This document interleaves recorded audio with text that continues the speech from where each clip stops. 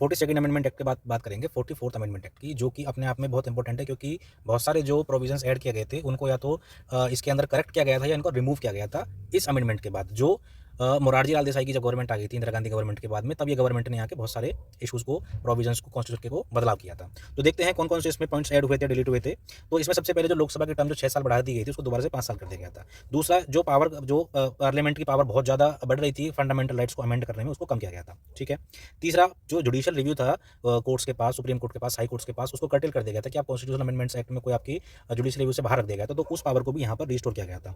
यहाँ पर internal disturbance जो वर्ड है कॉन्स्टिट्यूशन के अंदर, उसको रिप्लेस किया गया था किसके साथ? आर्म्ड रिबेलियन के साथ। ठीक है। इंश्योर किया गया था फंडामेंटल राइट्स को कभी सस्पेंड नहीं किया जा सकता एक्सेप्ट आर्टिकल 20 और 21 में। और जो प्रेस फ्रीडम थी उसको भी और सेफर बनाया गया था, क्योंकि उस टाइम पे जो प्रेस फ्रीडम थी उसको काफ़ी कर्टेल कर दिया गया था। तो फिर से प्रेस की फ्रीडम को दोबारा से बढ़ाया गया था इसके अंदर कि हाँ ठीक है, फ्रीली आप जर्नलिज्म कर सकते हैं कंट्री के अंदर।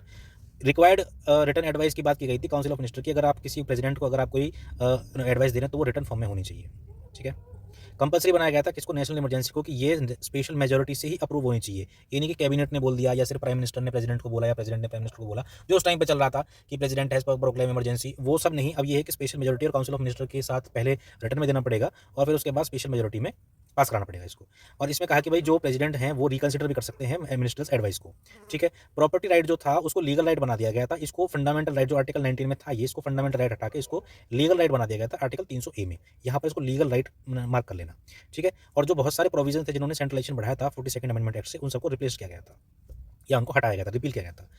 प्रोटेक्शन और भी बढ़ाई गई थी पर्सनल लिबर्टी के अंदर आर्टिकल 21 के अंदर, और ये देखा गया था कि भाई मिसयूज ना हो इमरजेंसी पावर का, ऐसे प्रोविजंस भी डाले गए थे 44th अमेंडमेंट एक्ट से। और जो भी लॉ रेस्ट्रिक्ट करेगा फंडामेंटल राइट को, वो रीजनेबल होना चाहिए और जस्ट होना चाहिए, वो जेन्युइन होना चाहिए। ये नहीं है कि रूल ऑफ लॉ के अगेंस्ट कोई भी काम कर रहा है। ठीक है। और जो सिविल सर्वेंट्स थे उनके आर्बिट्री जो मनमानी डिसमिसल हो रहा था कि अगर वो सरकार के ऑर्डर्स के खिलाफ काम कर रहे थे तो उनका आर्बिट्री डिसमिसल हो रहा था, उसके अगेंस्ट भी जो आर्टिकल 311 है उनके प्रोटेक्शन के तहत उसमें रिस्टोर किया गया था इनकी पावर्स को।